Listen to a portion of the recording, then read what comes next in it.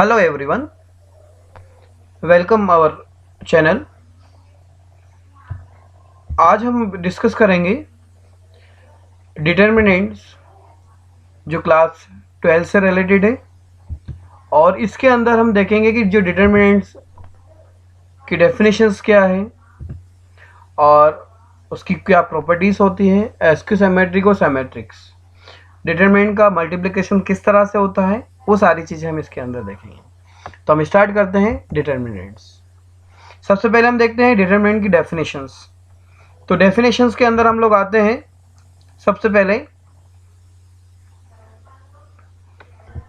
तो अ determinant is a special kinds of a symbol used into determine certain properties of a system of equation and function।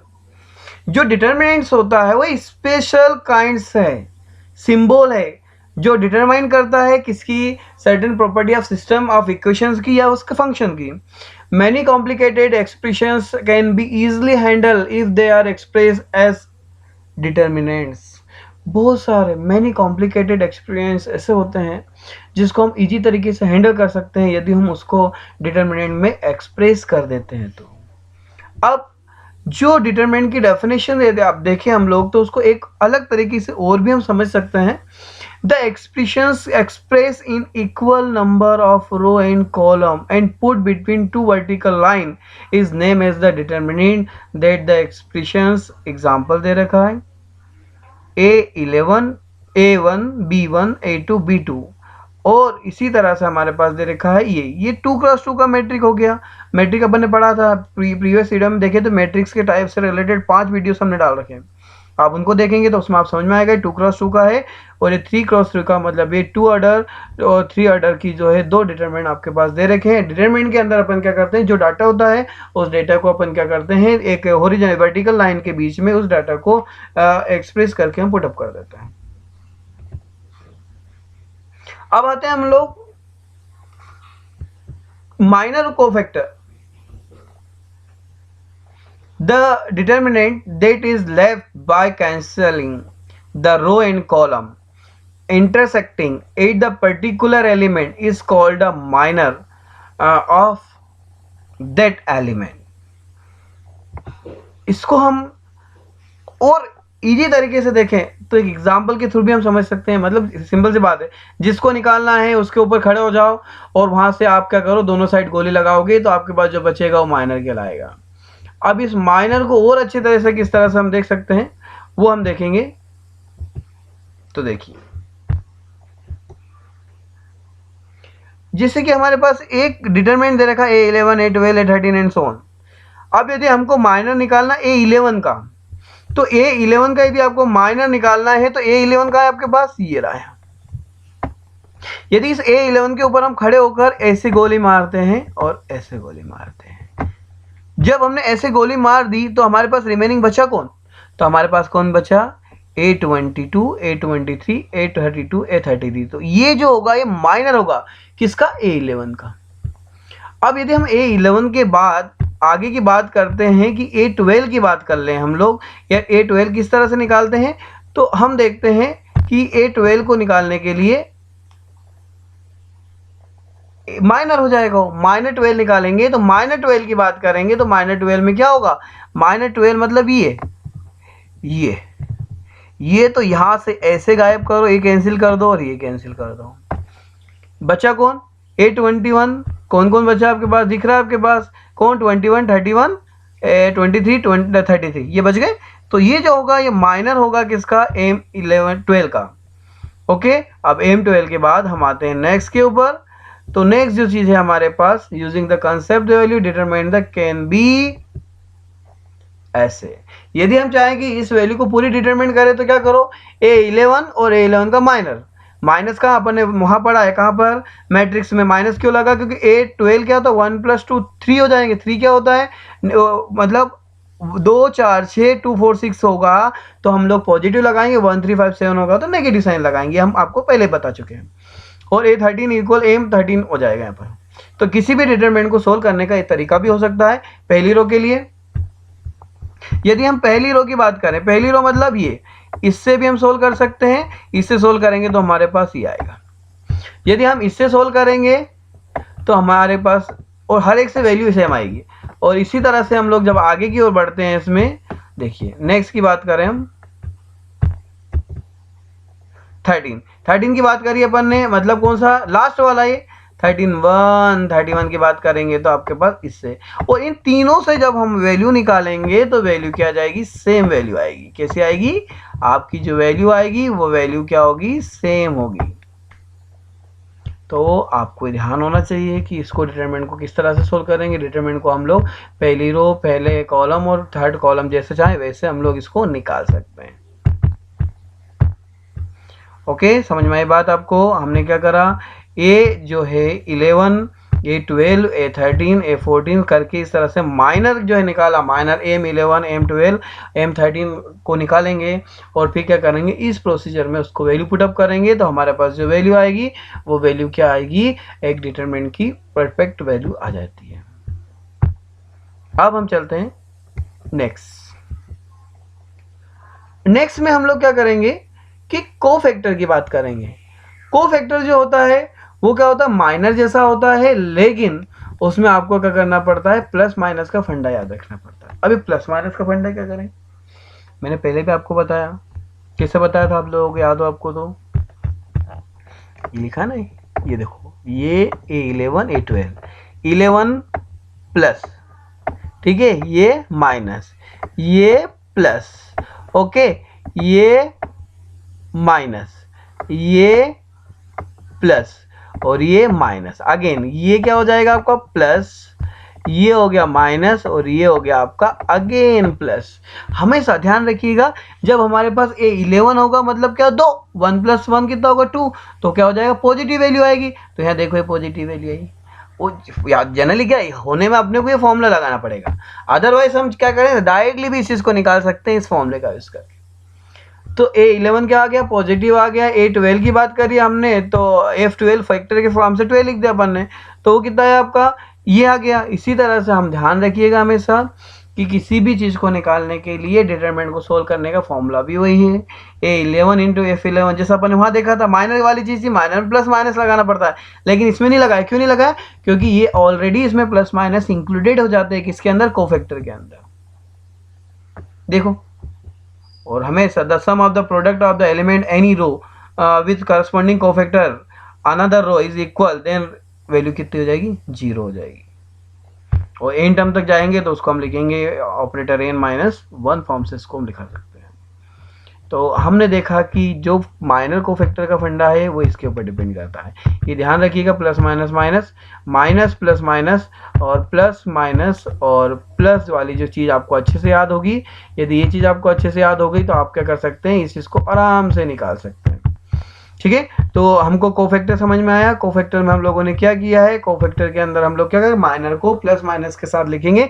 11 positive, 12 negative, 13 positive, 2 4 6 8 जहाँ होंगे positive, 1 3 5 7 जहाँ होंगे वो चीज़ काय में चली जाएगी, आपकी नेगेटिव फॉर्म से चली जाती है। अब आते हैं इसकी प्रॉपर्टीज के पर। तो ये प्रॉपर्टी बहुत जरूरी है। पहली प्रॉपर्टी है, if each entry in any row और each column of determinant is 0, then the value of the determinant is equal to 0। Means that क्या, यदि किसी भी डिटरमिनेंट की कोई भी एक रो या कॉलम पूरी उसके सारे एलिमेंट 0 हो जाएंगे तो डिटरमिनेंट की वैल्यू कितनी हो जाएगी, 0 हो जाएगी। देखिए इसके अंदर ये पूरी की पूरी रो 0 है तो इस डिटरमिनेंट की वैल्यू कितनी होगी, 0। ये प्रॉपर्टी है और याद रखना पड़ेगी आपको। प्रॉपर्टी नंबर 2 की बात करें हम, तो प्रॉपर्टी नंबर 2 में the value of the determinant remaining unchange if row and column is are interchange, the value always denoted by the days and is also called transpose.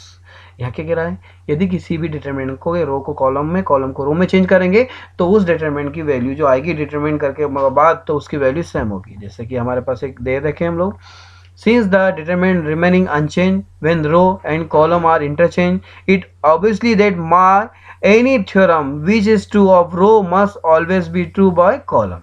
ठीक है, तो यहाँ एक एग्जांपल दे रखा आपके पास, जैसे A11 12 13 यूरो में था, अब इसको हम लोग इस फॉर्म से लिखा तो हमने देखा A जो है A ट्रांसपोज दोनों क्या होंगे, बराबर हो जाएंगे। नेक्स्ट प्रॉपर्टी नंबर थर्ड की हम बात करेंगे। प्रॉपर्टी नंबर थर्ड में दे रखा इफ एनी टू रो और column in of a determinant be by interchange the determinant is unaltered in numerical value but is change in sign only. यदि किसी भी डिटरमिनेंट की रो या कॉलम को, दो रो को एक दूसरे से चेंज करें, किसी दो कॉलम को इंटरचेंज करें, तो उस डिटरमिनेंट की वैल्यू में चेंज नहीं आता, खाली क्या होगा उसके साइन में क्या हो जाएगा, माइनस लग जाएगा, प्लस होगा तो माइनस। जैसे एक ये डिटरमिनेंट था, एक ये खाली देखो इसमें क्या है, ऐसी रो थी, ये A1 B1 C1 और ये A2 B2 C2, तो हमने इनको इंटरचेंज कर दिया। अपन क्या करा, A2 को पहले ले लिया, A1 को बाद में लिया, मतलब इस रो कॉलम को इस कॉलम से चेंज कर दिया। तो हम देखते हैं कि एक डिटरमिनेंट की जो वैल्यू है दूसरे डिटरमिनेंट के बराबर होगी, लेकिन साइन का एक आ जाएगा, माइनस का आ जाएगा। Next property number 4, if a determinants have two row और column identical then its value is 0। यदि किसी भी डिटरमिनेंट की दो रो या दो कॉलम में समान वैल्यू होगी, समान एक जैसे एलिमेंट्स होंगे, तो उसकी वैल्यू कितनी हो जाती है, 0 हो जाती है। जैसे यहाँ A1 B1 C1, A1 B1 C1, ये दोनों एलिमेंट दोनों के सेम है, तो इसकी वैल्यू कितनी हो जाएगी, 0 हो जाएगी। If all, property number 5, if all the elements of any row be multiple, ये column be multiple by same number, then the value of determinant is a multiple by the number. क्या हुआ, कहने का यूँ कहे कि यदि किसी भी डिटरमिनेंट के अंदर हम क्या करें, उसमें k का मल्टीप्लाई इस रो में कर दिया हमने, तो आपके पास जो बनने वाली जो डिटरमिनेंट होगा वो इसके मल्टीपल के बराबर होगा। जैसे ये था, ये a था, a डेस अपन ने मान लिया इसको, जिसके अंदर k का मल्टीप्लाई किया हमने, तो k डे जो डेस होगा वो इस वाली जो डिटरमिनेंट है उसके बराबर होगा, लेकिन जो k का मल्टीप्लाई किया और k का मल्टीप्लाई उसमें हो जाएगा। ठीक है, if all the determinants of any row or column be multiple by the same number, then the value of determinant is a multiple by that number. Property number next, property है आपकी 6, if each elements of any row or column in express the sum of the two terms, then the determinant can be expressed as the sum of the determinant. यदि दो term में होगा तो उसको अलग अलग टर्म के बराबर हो जाएगा। जैसे कि यहाँ दे रखा है A1 X2, ये पूरी थी, देखो ये मम्मी, ये पापा, ये उनका बच्चा, ये लड़का और लड़की, तो इसको हम इससे समझ सकते हैं, ये क्या हुआ, ये मम्मी के भी बच्चे होंगे और ये पापा के भी बच्चे होंगे। तो इस तरह से हमने इसको प्लस करके अलग अलग लिख दिया। इन A1 का रिलेशन A2 A3 के साथ भी होगा, X1 का रिलेशन A2 और A3 के साथ भी होगा। तो अपन ने क्या कर सकते हैं कि किसी मैट्रिक्स के अंदर यदि सम फॉर्म में दे रखा है तो उसको हम अलग अलग फॉर्म में लिख सकते हैं। अब ये भी बहुत बड़ी प्रॉब्लम्स आती है मल्टीप्लिकेशन वाले क्वेश्चंस भी एग्जाम में आते ही हैं। जैसे हमारे पास 2x2 का मैट्रिक्स है, ये और ये, तो हमेशा ध्यान रखिएगा इसमें RC, ये इसका रो और इसका कॉलम चलेगा, हमेशा ध्यान रखिएगा इसका रो और इसका कॉलम चलेगा। कैसे चलेगा, ये वाली रो का मल्टीप्लाई हम पहले इस कॉलम के साथ करेंगे और यहाँ लिखेंगे, फिर अगेन इसका मल्टीप्लाई हम इसके साथ करेंगे और इसको यहाँ लिखेंगे। देखो A1 का मल्टीप्लिकेशन L1 से, B1 का मल्टीप्लाई इसके साथ, A1 के साथ मल्टीप्लाई किया तो कहाँ लिखा A1 L1, और इसके साथ किया तो कहाँ लिखा, उसके ऊपर कहाँ पर, ये लिखा है। ठीक है, इसी तरह से जब हम लोग नेक्स्ट की बात करेंगे, नेक्स्ट कहूँगा A1 का इंटू M1 के साथ, A1 M1 B1 M2, ये लिखा। तो हम क्या कह रहे हैं यहाँ पर कि हमको रो का मल्टीप्लाई कॉलम के साथ करेंगे, एक की रो चलेगी और दूसरे का कॉलम चलेगा।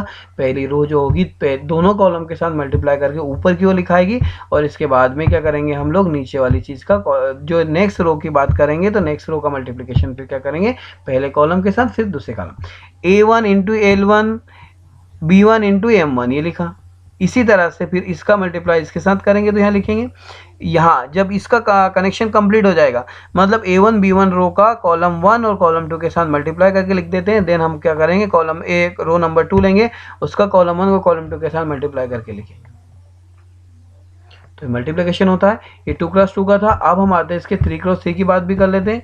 तो देखिए 3x3 में क्या होता है, मल्टीप्लिकेशन ऑफ 2 थर्ड नंबर। इसमें तो वही चीज वही चलेगी, इसका रो और इसका कॉलम, ये रो ये कॉलम का मल्टीप्लाई, पहली रो का मल्टीप्लाई पहले कॉलम के साथ करके यहाँ लिखेंगे, फिर इसके मल्टीप्लाई इसके साथ करके यहाँ लिखेंगे, इसका मल्टीप्लिकेशन यहाँ A1 L1 B1 B1L2 और C1L3 ये लिखा अपन ने।